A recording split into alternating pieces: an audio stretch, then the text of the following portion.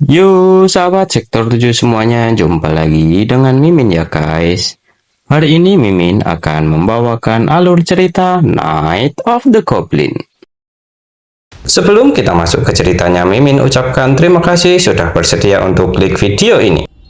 Dan jangan lupa dukung Mimin dengan cara subscribe, like, komen, serta share videonya ya guys. Semoga kalian semua terhibur. Jika ada yang mau berdonasi, boleh ya guys. Link ada di deskripsi. Tak perlu menunggu lama lagi, langsung saja kita masuk ke videonya. Pada video kali ini diceritakan bahwa setelah diperlihatkan flashback tentang kisah persahabatan Yosin dan Siwo, Yosin pun menghela nafasnya serta kembali bersiap untuk bertarung melawan Xiao Hui.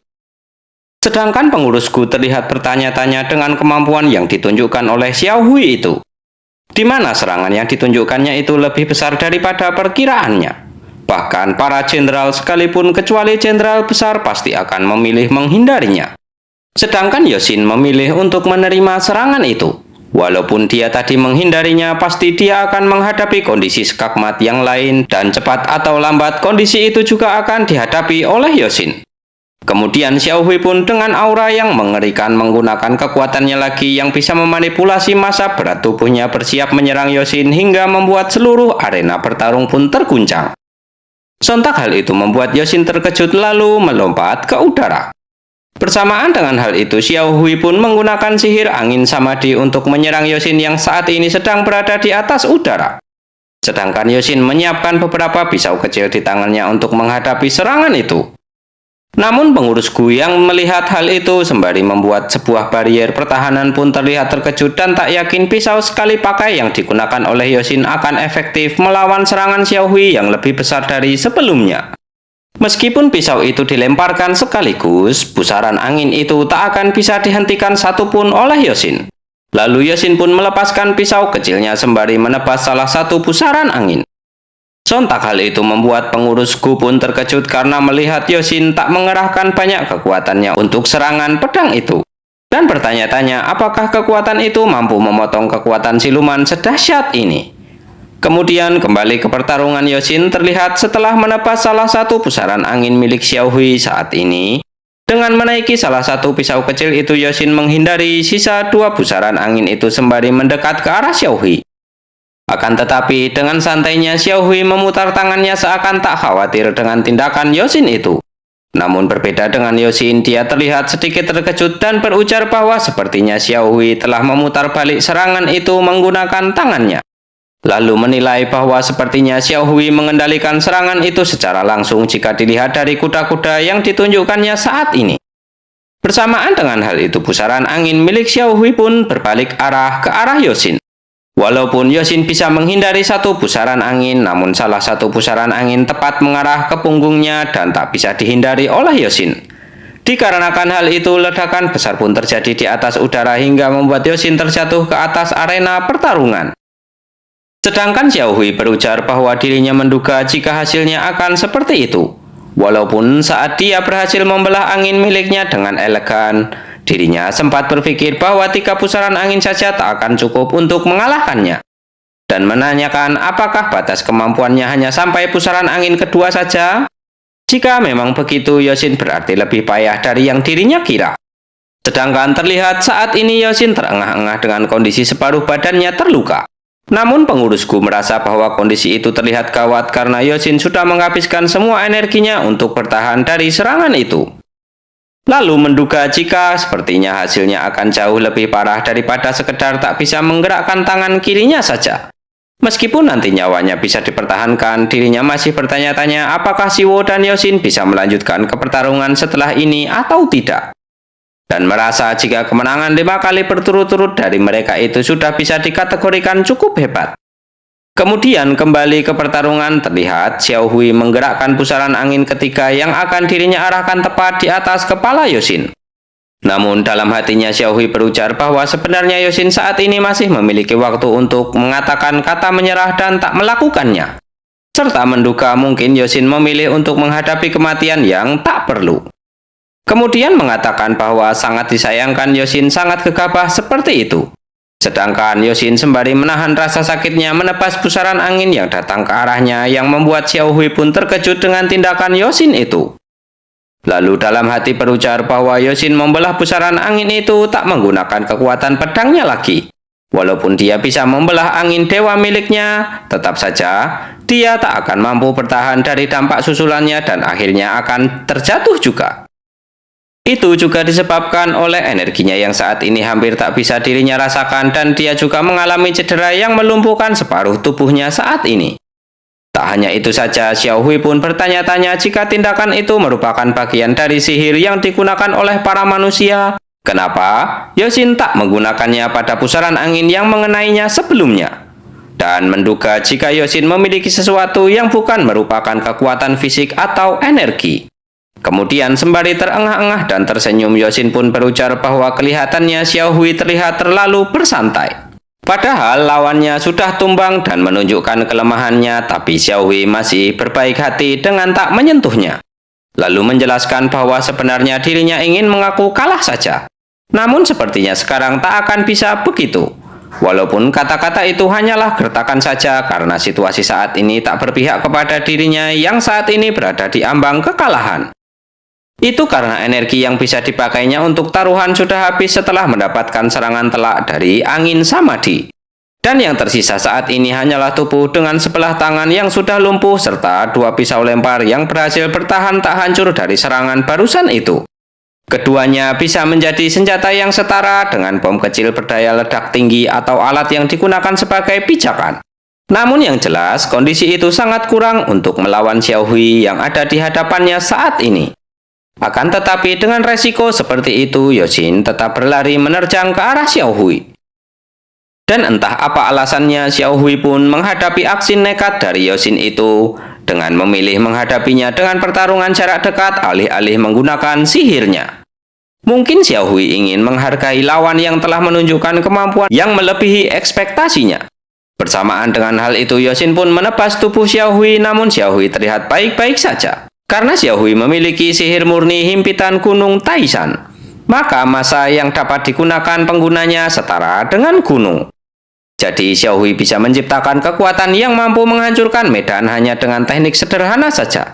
Tak hanya itu saja, sebanding dengan berat yang diciptakan, kepadatan dan ketahanannya pun akan meningkat.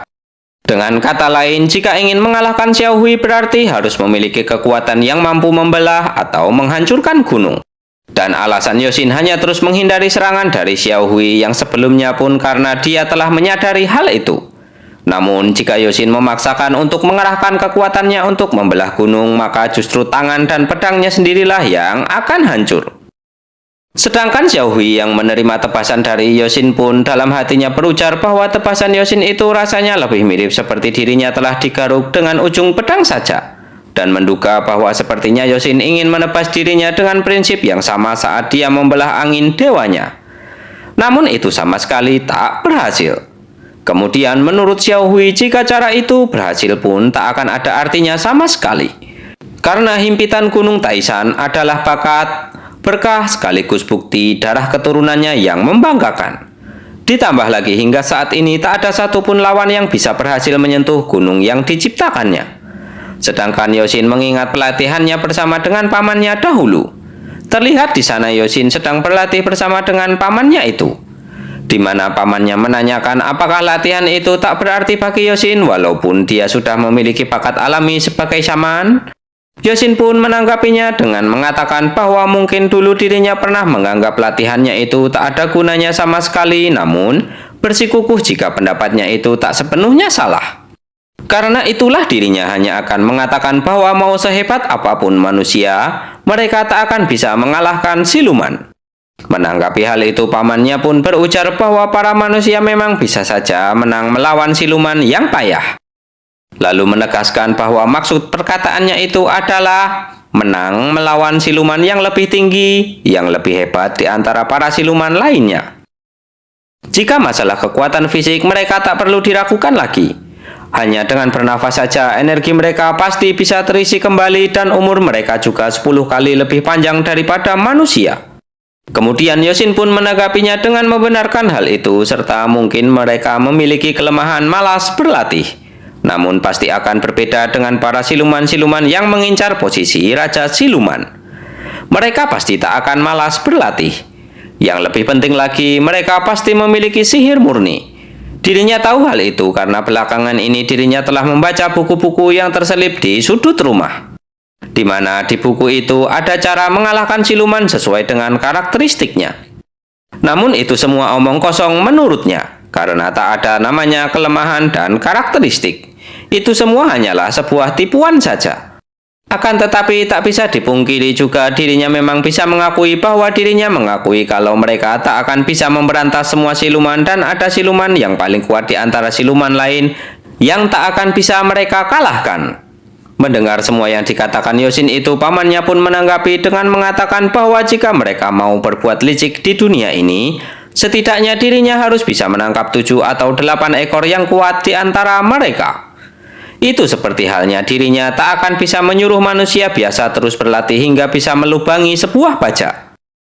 Jadi ucapan Yosin itu memang benar. Mau berlatih sekeras apapun, manusia tak akan bisa melubangi sebuah baja.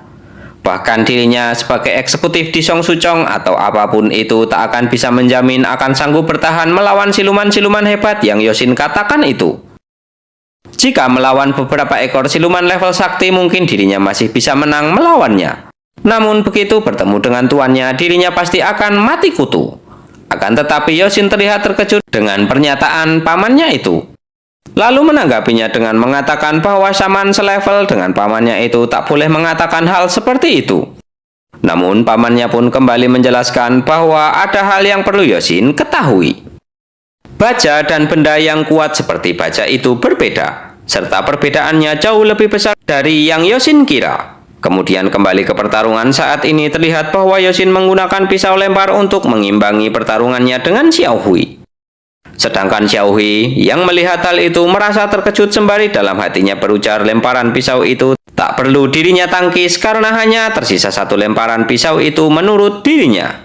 Namun sepertinya dugaan Xiao Hui itu salah karena 2 pisau lempar itu tak semuanya digunakan untuk menyerang.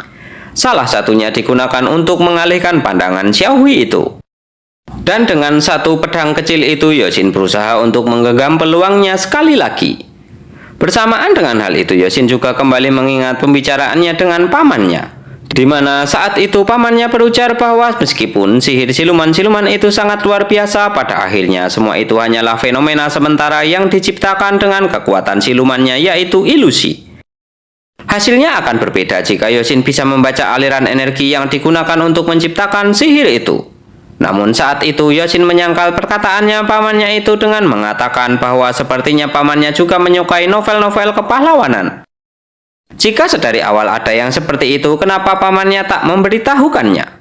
Karena jika dilihat dari sifat pamannya itu, pasti pamannya tak bisa melakukannya dan hanya mengetahuinya secara teorinya saja sedari dulu. Pamannya pun membenarkan pendapat Yosin itu sembari mengatakan bahwa meskipun dirinya terus berlatih sepanjang sisa hidupnya, belum tentu dirinya akan berhasil melakukannya. Begitu juga dengan Yosin. Tapi asalkan Yosin mau memantapkan hatinya, maka ceritanya akan jauh berbeda. Sedangkan di pertarungan terlihat Yosin yang sedang bersiap untuk menyerang Xiao Hui menggunakan pedangnya. Dan dari pertarungan ini jugalah Yosin mengetahui sebuah rahasia, yaitu keajaiban yang sangat utopis di antara kemampuan supranatural para shaman. Dan oleh para shaman pada zaman dahulu, keajaiban-keajaiban itu disebut sebagai atribut dewa. Serta seorang shaman di antara para shaman jenius itu telah bangkit kembali. Bersamaan dengan hal itu, Yosin pun bisa menebas Xiao Hui menggunakan pedangnya dan atribut dewa pembelah ombak. Kemudian diketahui bahwa di zaman dahulu kala pada zaman Cina kuno ada seorang jagal yang memiliki keahlian yang sangat luar biasa. Gerakannya saat menyembelih sapi terlihat begitu tenang bagaikan air yang mengalir dan tak ada setetes pun darah yang tertinggal di pisaunya. Hingga seorang raja yang kagum melihat keahliannya itu bertanya kepadanya bagaimana dia bisa melakukan teknik sehebat itu. Si jagal sapi pun menjawabnya dengan mengatakan bahwa seorang penyembelih sapi pada umumnya mengganti pisau mereka sebulan sekali karena memaksakan memakai pisau itu untuk memotong tulang. Tapi seorang penyembelih sapi yang hebat mengganti pisaunya setahun sekali. Karena mereka hanya menggunakan pisaunya untuk memotong daging sapi. Sedangkan dirinya tak mengamati seekor sapi dengan matanya. Dirinya hanya menggunakan perasaannya saja untuk memahami bagian tubuh sapi sesuai dengan kodratnya. Dengan begitu, pisau miliknya tak akan tersangkut pada apapun dan bisa berlalu dengan mulus memotong kulit, daging hingga melewati celah di antara tulang dan dagingnya. Begitulah dirinya menggunakan pisau itu. Ribuan ekor sapi telah dirinya sembelih menggunakan pisau itu selama 19 tahun ini, namun pisau itu masih tetap tajam seolah baru saja diasah. Mendengar cerita panjang lebar itu, sang raja pun terlihat kagum dengan caranya melestarikan kehidupan itu. Kisah itu pun dikenal dengan sebutan teknik jagal. Lalu, kembali ke pertarungan Yosin yang telah menggunakan atribut dewa pembelah ombak. Para saman mengenal kekuatan atribut itu, namun belum pernah ada yang bisa menggunakannya dengan sempurna. Bisa berakibat fatal bahkan bagi seorang petarung seperti Xiao Hui yang kuat dan membanggakan yang tak pernah sekalipun mendapatkan goresan luka dari lawannya itu. Kekuatan itu adalah prestasi yang besar di mana belum pernah ditorehkan oleh satupun saman di semenanjung selama ratusan tahun yang lalu. Namun saat ini Yosin berhasil menorehkan prestasi besar itu dengan melukai Xiao Hui. Namun tak mendapatkan sebuah keberhasilan sama sekali, atau lebih tepatnya kondisi Yosin saat ini yang membuatnya tak bisa merasakan apapun. Karena pingsan kehabisan tenaga hingga dia terlempar jatuh keluar arena hingga mengambang di atas air. Kemudian pengurus yang mendampingi Xiao Hui pun mengangkat Yosin dari air menggunakan telekinesis sembari menghela nafasnya karena ternyata Yosin masih hidup. Padahal dengan kemampuan yang unggul seperti itu, satu kekalahan tak akan terlalu menjadi hambatan baginya. Entah Yosin terlalu antusias atau terlalu sombong, tapi dirinya menyarankan agar Yosin lebih bijak dalam menilai lawan untuk selanjutnya. Kemudian pengurus Gu pun mendekat menyela perkataannya itu dengan berujar bahwa dirinya merasa Yosin bukanlah orang yang segegabah itu. Sebenarnya dia tak salah dalam menilai lawannya. Justru dia telah menilai lawannya dengan akurat hingga berani maju seperti itu. Selama pertarungan ini saja, serangan pedang misterius yang ditunjukkan oleh Yosin sangatlah tidak menentu. Dia juga bisa dengan mudah menghancurkan serangan yang sepertinya tak akan mungkin untuk dihentikan. Tapi dia tak menghindari serangan lain dengan kekuatan yang sama, padahal seharusnya dia cukup mampu untuk menghindarinya dengan berbagai cara. Mereka berdua pun sepakat bahwa itu dikarenakan Yosin terlalu memaksakan energinya dan tak bisa menggunakannya lagi dalam jeda yang singkat. Akan tetapi pengurus Gu pun berubah pikiran karena menyadari sesuatu sebelum serangan terakhir dilancarkan oleh Yosin. Dengan tubuh yang cedera seperti itu, dia mencoba melakukan serangan pedang yang mungkin saja tak mempan terhadap lawannya. Dan lagi, dia juga pasti tahu bahwa dalam kondisi serta keterbatasannya itu, serangannya itu akan sia-sia bahkan justru bisa membahayakan nyawanya sendiri. Mungkin dia bermaksud untuk menyempurnakan sebuah teknik yang belum sempurna itu dalam pertarungan kali ini. Mendengar hal itu, pengurus pendamping Xiao Hui pun terkejut tak percaya serta meminta agar pengurusku bicara hal yang masuk akal saja. Karena menurut dirinya lebih masuk akal jika anak ini telah bersikap gegabah dan angkuh. Lalu menambahkan bahwa tindakan Yosin itu dia sengaja lakukan hanya untuk melatih tekniknya terhadap lawan yang lebih kuat, di mana dia sendiri bahkan sudah tahu bahwa dia tak akan sanggup untuk mengalahkannya. Lalu pengurus Gu pun menanggapinya dengan mengatakan bahwa kemungkinan itu hanya pemikirannya sendiri yang seperti itu. Namun pihak lawan sepertinya sepemikiran dengan dirinya. Makanya saat ini dia menunjukkan respon seperti itu. Terlihat bahwa setelah menerima serangan pedang dari Yosin, Xiao Hui masih terdiam berdiri mematung di tengah arena itu. Alasan Xiao Hui masih diam berdiri itu adalah karena kemampuan pemulihannya yang sangat luar biasa. Meskipun dia bukan ras yang memiliki keunggulan dalam hal regenerasi, namun dia adalah siluman yang memiliki vitalitas dan kemampuan pemulihan yang sama kuatnya. Ditambah lagi siluman dengan tingkat kekuatan tertentu pasti masih bisa bertahan dan beregenerasi meski telah kehilangan lebih dari separuh tubuhnya. Sedangkan pedang Yosin memang jelas-jelas sudah berhasil menebas tubuh Xiao Hui menjadi dua bagian. Namun jika dilihat lagi, tebasan itu hanyalah satu serangan yang telak mengenai Xiao Hui. Namun sebenarnya sesaat setelah pedang Yosin menebasnya, tubuh Xiao Hui juga langsung dapat beregenerasi. Namun ada yang membuat Xiao Hui tertegun sejenak. yaitu karena kali ini baru saja menggunakan kemampuan regenerasinya yang luar biasa itu. Karena sesuai dengan namanya himpitan Gunung Taishan yang membuat Xiaohui tak tergoyangkan oleh apapun layaknya sebuah gunung yang menjulang tinggi. Xiaohui yang memiliki kekuatan itu sejak lahir tak pernah mendapatkan luka ataupun cedera yang sewajarnya dialami oleh semua makhluk hidup yang sedang berproses. Karena itulah bagi dirinya pengalaman tubuhnya terbelah menjadi dua bagian adalah sesuatu yang sangat luar biasa. Kemudian pengurus pendamping Xiaohui pun berujar bahwa sepertinya dia masih bisa melanjutkan pertarungan itu. Lalu menanyakan apakah teman satu tim Yosin masih ingin melanjutkan pertarungan ini. Pengurusku pun menanggapi dengan mengatakan bahwa sepertinya itu belum bisa dipastikan karena kondisi Siwo saat ini sedang tak bisa ditanyai. Dirinya terlalu terpaku dengan pertarungan tadi hingga tak menyadarinya. Kemungkinan Siwo sudah seperti itu sejak aula ini terguncang untuk pertama kalinya tadi. Dia terlihat hanya diam saja meski diajak bicara dan hanya terus mengatur nafasnya dalam posisi seperti itu. Kemudian pengurus pendamping Xiaohui pun menanggapi bahwa dirinya pernah mendengar jika orang yang memusatkan konsentrasi pada pernafasan untuk melatih tenaga dalamnya akan kehilangan kesadarannya hingga lupa waktu. Lalu memuji Siwo yang begitu hebat karena bisa bermeditasi di tengah kekacauan seperti ini. Namun yang jelas jika kondisinya terus seperti itu berarti kedua orang itu dianggap tak bisa lagi melanjutkan pertarungan. Dan keputusan itu merupakan yang terbaik bagi mereka berdua. Akan tetapi tiba-tiba Xiaohui menimpali dengan mengatakan bahwa para pengurus tak perlu menyimpulkannya seperti itu karena sudah jelas ini merupakan kekalahannya. Jadi dirinya akan menyerah. Pengurus pendampingnya pun mengatakan sedikit keberatan walaupun itu tak akan menjadi masalah jika peserta mau mengakuinya sendiri. Lalu Xiaohui kembali menegaskan bahwa sudah cukup sampai di situ saja, jika memang tak masalah berarti semua sudah cukup. Karena dirinya hanya akan mengakui kekalahannya sekali saja. Setelah itu melirik ke arah Yosin yang tak sadarkan diri dengan mengatakan rasa terima kasihnya yang telah memberikan pengalaman berharga untuk dirinya. Kemudian menjelaskan bahwa seandainya saja sejak awal Yosin sudah menguasai serangan pedang itu, mungkin dirinya sudah berkali-kali mati sejak dimulainya pertarungan tadi.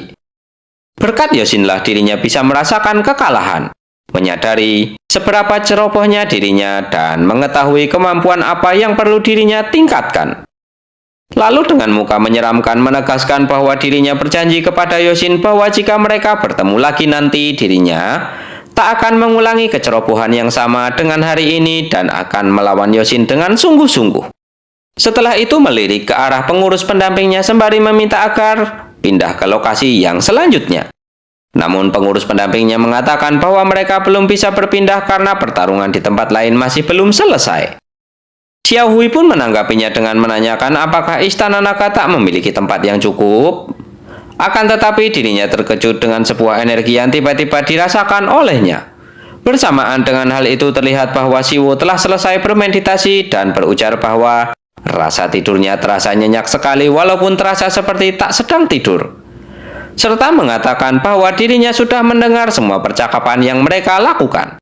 Lalu menyuruh agar Xiaohui tak perlu menyerah serta melanjutkan pertarungan mereka saja saat ini.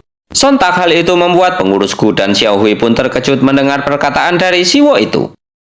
Kemudian Xiaohui mengatakan bahwa ini adalah kesempatan yang mereka dapatkan dengan perjuangan mati-matian yang telah Yosin lakukan itu dan Siwo mau melepaskannya begitu saja. Siwo pun menanggapinya dengan mengatakan bahwa dirinya tak akan melewatkan kesempatan itu. Namun seandainya dirinya sendiri yang mendapatkan pengakuan kalah dari Xiaohui, dirinya pasti akan berterima kasih. Akan tetapi temannya yang dirinya kenal pasti tak akan mau menerimanya begitu saja dan mengatakannya kalau kalah ya kalah. Kemenangan yang didapatkan dari belas kasihan itu tak ada artinya. Ditambah lagi dirinya tak peduli akan menang atau kalah melawan Xiaohui nantinya. Hanya saja dirinya akan melakukan sesuatu yang menurut dirinya benar. Tapi tentu saja dirinya akan berusaha sekuat tenaga untuk menang. Karena tak seperti yang Xiaohui pikirkan, menurutnya dirinya cukup memiliki peluang untuk menang. Mendengar perkataan dari Siwo, semua orang yang ada di tempat itu pun merasakan bahwa ada sesuatu yang tak biasa dan yang paling merasakan keanehan itu adalah seorang siluman yang telah melihat Siwo sendiri sejak tadi. Kemudian pengurusku pun dalam hatinya bertanya-tanya apa yang telah terjadi kepada Siwo selama dia terdiam sebelumnya hingga bisa mengeluarkan aura seperti itu. Hingga membuatnya berbeda dengan beberapa menit yang lalu. Dengan sedikit kesal, Xiaohui berujar bahwa asal Siwo tahu, kasus Yosin itu sedikit spesial. Jadi kesempatan yang sama tak akan datang kepada Siwo. Dengan santai serta yakin, Siwo pun menanggapi bahwa jika Xiaohui ingin bertarung sekarang, sepertinya lebih baik bagi Xiaohui untuk maju duluan. Karena jika dirinya yang maju dulu, maka orang-orang yang ada di dekat Xiaohui bisa terseret ke dalam pertarungan. Xiaohui pun membenarkan perkataan Siwo dan langsung melesat ke arah Siwo. Perubahan dan perkembangan yang lahir dari rasa sakit serta kekalahan yang baru pertama kali dirasakan oleh Xiaohui selama seumur hidupnya itu, tanpa sadar membuatnya ingin memulai pertarungan yang baru. Sementara Siwo masih dalam kondisi yang sangat terbatas bersiap untuk bertarung. Walaupun energi dan sihir silumannya masih dalam kondisi tersegel serta energi spiritualnya sudah sedikit terpulihkan, Siwo tetap tak menguasai sihir yang hebat dan detail seperti yang dilakukan oleh Yosin. Akan tetapi, jika semua itu dikesampingkan, Siwo tetap menghadapi monster yang sudah dia ketahui seberapa besar kekuatannya itu dengan percaya diri. Namun saat mereka berdua akan beradu serangan, kedua pengurus pendamping masing-masing secara bersamaan menghentikan mereka. Pengurus pendamping Xiaohui pun beralasan bahwa karena peserta yang lain telah menyelesaikan pertarungannya, jadi demi kelangsungan kompetisi ini, mereka mengesahkan pengakuan kalah dari Xiaohui dan memindahkan mereka ke tempat lain, serta berharap Xiaohui tak terlalu tersinggung. Dengan muka yang sedikit kesal, Xiaohui pun tak merasa tersinggung karena faktanya memang dirinya lah yang telah mengaku kalah. Lagi pula bisa saja nanti hasilnya mungkin dirinya yang akan menang. Dan juga mereka pasti sudah bisa menebak apa yang akan terjadi. Jadi memang lebih baik mereka mengakhiri pertarungan itu sebelum terjadi. Akan tetapi meski begitu dirinya sangat penasaran jika teknik Gunung Taisannya berhadapan dengan teknik milik Siwo. Sedangkan di tempat lain, tempat di mana Siwo dan Yosin dipindahkan, terlihat bahwa pengurusku pun mengatakan bahwa dia mengerti perasaan Siwo yang masih ingin melanjutkan pertarungan. Tapi karena lawan Siwo sudah menyatakan kekalahannya, berarti mau tak mau Siwo sudah memenangkan pertarungan itu.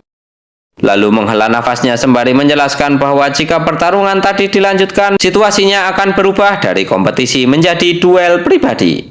Tentu saja jika Siwo bersikeras ingin melanjutkannya, terpaksa para pengurus harus ikut campur. Mendengar hal itu, Siwo menanggapinya dengan berujar bahwa itu tak jadi masalah jika memang hasilnya sudah tak bisa diganggu-gugat. Seharusnya pengurusku memang menghentikan mereka berdua. Terlebih lagi sepertinya dirinya memang sudah bertindak gegabah karena saat terbangun dirinya sudah melihat Yosin pingsan seperti itu. Pengurusku pun merasa lega dan bertanya apakah Yosin baik-baik saja meskipun Yosin terlihat mengalami cedera parah. Siwo pun menanggapinya dengan berujar bahwa dirinya tak begitu yakin. Tapi sepertinya Yosin tak mendapatkan luka yang serius. Kemudian mengamati keadaan Yosin sembari dalam hatinya berujar bahwa saat ini denyut jantung dan pernafasannya teratur. Jelas-jelas itu adalah ritme pernafasan yang Yosin ajarkan kepada dirinya. Sepertinya Yosin sedang memulihkan dirinya dengan mengatur pernafasan dalam kondisi setengah sadar seperti apa yang dirinya lakukan sebelumnya. Kemudian pengurusku pun dengan ragu mengatakan bahwa Siwo memang harus melanjutkan kompetisi dengan bertarung lagi melawan tim lain. Namun jika dirasa tak bisa, apakah Siwo ingin menyatakan kalah saja kali ini? Siwo pun terkejut dengan pertanyaan itu dan beralasan jika dirinya akan memutuskannya setelah melihat siapa yang akan dirinya lawan. Akan tetapi tiba-tiba Raiju keluar dari tubuh Siwo dengan berlari ke arah lawannya. Diketahui bahwa ternyata lawan yang akan bertarung melawan Siwo adalah Yuzuru dan juga Yoshihiro. Sedangkan Yuzuru terlihat terkejut dengan kedatangan Raiju yang tiba-tiba itu serta bertanya kenapa dia bisa berada di tempat ini. Bagaimanakah kelanjutan ceritanya? Kita lanjutkan di video berikutnya ya guys. Terima kasih sudah menonton. Jumpa lagi dan bye-bye.